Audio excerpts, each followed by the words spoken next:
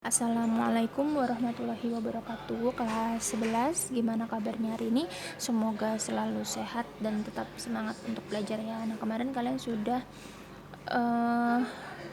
melaksanakan kegiatan yang cukup padat ya di bulan Maret, mulai dari LDKS, terus UTS, terus remedial gitu ya. Nah, untuk minggu ini karena sudah selesai semua rangkaian acaranya, jadi kita belajar lagi, lanjut ke bab yang berikutnya gitu ya. Nah, untuk hari ini kita lanjutkan bab tentang gelombang bunyi ya. Silakan dibuka buku paketnya halaman 145 ya, atau boleh juga menyimak video dari Miss ini. Nah, ini Miss pakai PPT, nanti akan Miss share juga ke kalian PPT-nya, jadi supaya kalian punya banyak referensi gitu ya. Oke.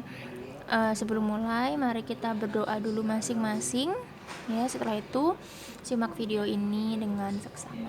Bismillahirrahmanirrahim, kita mulai ya. Nah, gelombang bunyi ya, kita kemarin sudah belajar gelombang secara umum, terus jenis-jenis gelombang kayak gelombang berjalan, terus gelombang stasioner gitu ya. Ada yang gelombang stasioner ujung terikat, ujung bebas kayak gitu. Nah, sekarang kita lanjut ke gelombang bunyi kayak gitu ya. Nah, pertama kita akan bahas dulu tentang bunyi gitu ya. Nah, bunyi itu apa sih?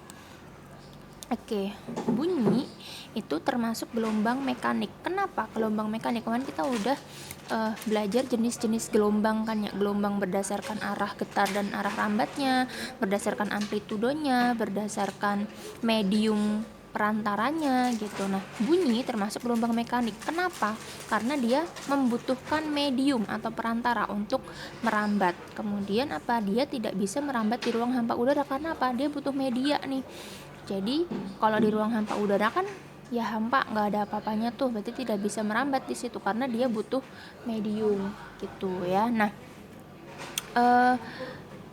medium sebagai perambatan gelombang bunyi itu apa ya? Bisa kayak udara atau mungkin benda padat atau mungkin benda cair kayak gitu kan. Kalau kita ngomong gitu ya, orang lain ngomong kita bisa dengar, itu kan artinya bunyinya merambat melalui udara, kita bisa dengar, itu ada mediumnya kayak gitu. Atau misalkan kalian dengerin apa, kalau dulu tuh kalau kereta gitu ya jalan di relnya itu kan getaran bunyinya itu kan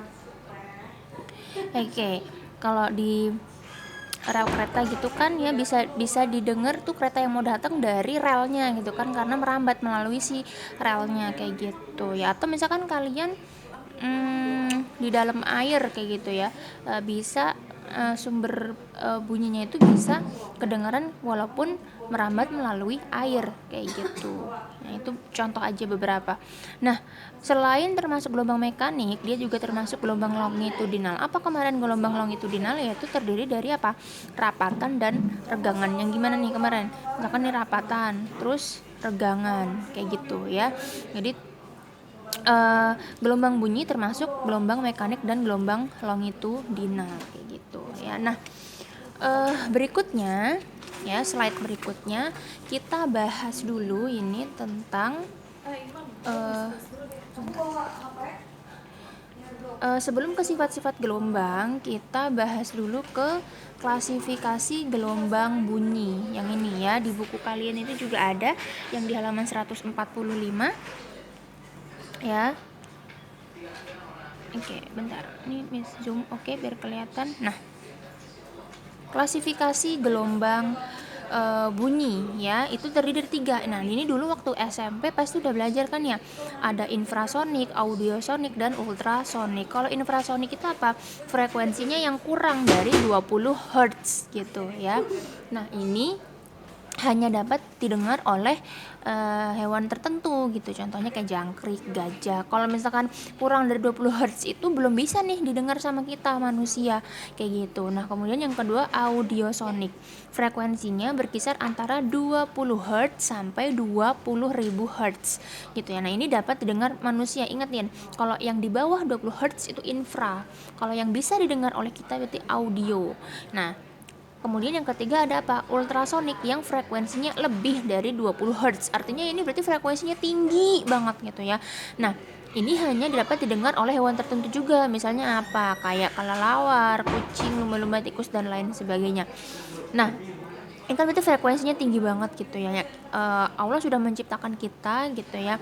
Kita sudah ya sesuai dengan porsinya gitu. Kita tidak bisa mendengar frekuensi yang terlalu kecil maupun yang terlalu besar. Coba bayangkan kalau kita bisa mendengar semua frekuensi bunyi, akan sebising apa dunia ini untuk kita, kayak gitu ya. Jadi memang Allah sudah memberikan porsi yang tepat untuk kita. Kita hanya bisa mendengarkan suara dengan frekuensi tertentu saja, kayak gitu ya. Jadi hanya suara-suara tertentu saja yang bisa kita dengar sehingga kita bisa hidup dengan nyaman, kayak gitu ya. Jadi kita harus tetap bersyukur gitu ya. Nah, itu jadi klasifikasi gelombang bunyi. Ingetin ya, infrasonik, audiosonik dan ultrasonik. Kalau infra kurang dari 20 Hz, kalau audio dari 20 sampai 20.000 Hz, kalau ultrasonik lebih dari 20.000 Hz gitu. Nah, yang berikutnya ini Miss akan bahas tentang sifat-sifat gelombang bunyi ya. Sifat-sifat gelombang bunyi. Kemarin kita sudah belajar nih gejala gelombang gitu ya. Kita udah belajar refleksi, difraksi, interferensi dan lain sebagainya. Nah, ini kita lebih khususkan lagi ke gelombang bunyi. Yang pertama apa? Refleksi atau pemantulan gitu ya. Bagaimana bunyi bisa dipantulkan? Bunyi bisa dipantulkan jika dia mengenai bidang pantul yang keras. Contohnya apa? Gema dan gaung gitu. Misalkan kita teriak gitu ya di suatu ruangan, terus dia itu kayak menggema gitu kan, kayak kita teriak gitu, terus dia berulang lagi gitu, itu kan artinya menggema gitu ya. Jadi suara atau bunyi yang kita keluarkan itu merambat, kemudian dia mengenai suatu bidang yang keras terus dipantulkan gitu. Berarti bunyinya kedengaran lagi, itu artinya menggema. Atau ada juga peristiwa gaung kayak gitu, yang misalkan di ruang konser kayak gitu. Makanya supaya yang tidak terjadi gaung, dikasih peredam ruang konsernya kayak gitu ya. Nah, berikutnya adalah refraksi. Apa itu refraksi? Refraksi adalah pembiasan ya, atau pembelokan ya. Bagaimana bunyi bisa mengalami refraksi atau pembelokan? Itu terjadi jika medium yang dilalui itu berbeda kerapatannya. Jadi misalkan suatu bunyi dia merambat melalui satu medium, terus dilanjutkan ke medium yang lainnya kayak gitu. Nah, apa yang terjadi kalau misalkan suatu bunyi itu mengalami refraksi atau pembiasan atau pembelokan, yaitu akan mempengaruhi cepat rambat gelombang pada si mediumnya gitu kan. Jadi medium perambatnya kan beda tuh gitu. Misalkan contoh nih, misalkan ada udara, misalkan ini lagi di kolam renang deh, ibaratkan gitu. Misalkan lagi di kolam renang gitu ya. Berarti kan misalkan ini airnya nih, ini kan di dalam kolam, berarti kan ini air. Misalkan ini apa, masih di udara gitu. Bandingkan ada orang yang masih di luar kolam sama ada orang yang di dalam kolam. Ketika ada sumber bunyi ya, sumber bunyi di luar gitu ya. Di luar ini pasti bunyi yang didengar oleh orang yang di luar ini akan beda dengan bunyi yang didengar oleh orang yang di dalam air gitu. Pasti ada perbedaan gitu, karena bunyinya apa, merambat dari udara terus dia masuk nih ke dalam air. Pasti kan karena beda kerapatan ya, beda kerapatan udara dan air, pasti nanti hasil bunyi yang didengar juga berbeda. Dan kecepatan cepat rambat gelombangnya itu pasti beda di udara sama di air, seperti itu ya. Nah, berikutnya adalah apa? Difraksi atau pelenturan ya. Difraksi atau pelenturan ini adalah suatu, misalkan ada gelombang bunyi merambat nih melalui suatu celah sempit kayak gitu. Jadi walaupun misalkan kita ada di suatu ruangan, terpisah nih sama teman kita, beda ruangan, dipisahkan oleh tembok atau pintu gitu ya, tapi ketika teman kita ngomong itu masih kedengeran gitu nih. Contoh, kita mampu mendengar percakapan seseorang di ruang yang berbeda karena gelombang menembus celah-celah kecil ruangan. Jadi kayak sekecil apapun celah itu gitu, itu masih bisa menjadi media gitu ya, sebagai perambatan si gelombang bunyi, sehingga kita masih bisa mendengar gelombang, kita masih bisa mendengar bunyi dari tempat yang berbeda ruangan dari kita gitu, karena itu ada celah-celah gitu ya. Misalnya ada terjadi difraksi atau pelenturan, artinya gelombangnya melalui celah sempit nih kayak gitu. Nah, berikutnya yaitu interferensi atau pemaduan ya. Pemaduan antara dua gelombang atau lebih gitu menjadi satu gelombang baru. Kayak gitu. Contohnya apa? Misalkan bunyi yang dihasilkan setiap senar gitar yang dipetik akan berbeda dengan ketika kita memetik senar secara bersama-sama, ya nggak? Kalau misalkan gitar kan itu senarnya ada banyak, bandingkan ketika kita hanya metik satu senar saja dan ketika semua senarnya kita petik berbarengan kayak gitu, itu kan beda ya. Kalau misalkan cuma satu mungkin bunyinya gimana, ketika kita dibarengin gitu ya, artinya setiap senar itu kan menghasilkan gelombang sendiri-sendiri gitu ya. Ketika dipetik barengan berarti kan itu nanti dipadukan gitu ya, dipadukan menjadi suatu gelombang yang baru kayak gitu. Itu adalah sifat-sifat gelombang bunyi gitu. Jadi ini tadi kita belajar pengertian bunyi, terus klasifikasi gelombang bunyi, terus sifat-sifat bunyi. Kemudian berikutnya yaitu tentang cepat rambat gelombang bunyi kayak gitu ya. Cepat rambat gelombang bunyi yang mana saja akan kita pelajari. Yang pertama adalah di zat padat. Artinya gimana sih kecepatan gelombang bunyi, gimana sih kecepatan bunyi ketika dia merambat melalui beberapa media. Yang pertama medianya adalah dalam zat padat kayak gitu ya. Contoh misalkan nih ada jam beker gitu ya, yang kalau diatur di jam tertentu dia akan bunyi alarmnya gitu. Ketika jam ini bunyi alarmnya gitu, terus kita coba dengarkan kita tempelin kuping kita ke meja. Artinya apa? Bunyi yang dihasilkan oleh si jam ini akan merambat melalui meja dan bisa kita dengar kayak gitu. Nah, bagaimana cara menghitung kecepatan gelombang bunyi di zat padat? Contohnya apa nih, kayak di yang peristiwa yang meja ini, yaitu akar dari E per rho. E nya ini apa? E adalah modulus Young dari si medium. Dari si mediumnya apa, ini kan zat padat, berarti modulus Young dari si meja kayak gitu. Rho nya apa? Massa jenis medium, berarti massa jenisnya si meja. Kayu ini kan mejanya misalkan dari kayu, berarti massa jenisnya berapa? Atau misalkan mejanya terbuat dari besi contohnya gitu ya, tergantung bendanya aja apa massa jenisnya kayak gitu. Nah, nanti tinggal dimasukin aja ke rumus ini kayak gitu ya. Nah, berikutnya yaitu cepat rambat gelombang bunyi pada apa? Yaitu dalam zat cair kayak gitu. Nah, ini di sini contohnya misalkan suatu ember berisi air gitu ya. Misalkan kita masukin bebek-bebekan yang kalau ditekan bisa bunyi tuh ya, kita masukkan ke dalam air terus kita tekan sehingga menghasilkan bunyi. Terus kita deketin nih kuping kita ke ember tersebut, walaupun si bebek-bebekan yang bunyi tadi ada di dalam air gitu ya, tapi kita tetap bisa dengar bunyinya ya, walaupun nggak sejernih ketika dia di medium yang lain kayak gitu ya. Nah, cara menghitungnya gimana? Yaitu V sama dengan akar dari B per rho. Kalau yang tadi kan apa? V sama dengan akar E per rho. Bedanya di mana? Bedanya cuma di E dan B-nya saja.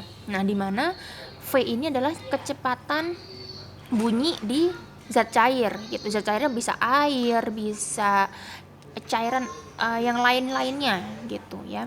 B-nya di sini apa? Yaitu modulus bulk ya. Rho-nya apa? Rho-nya adalah massa jenis si cairannya. Kalau air ya berarti massa jenis air kayak gitu.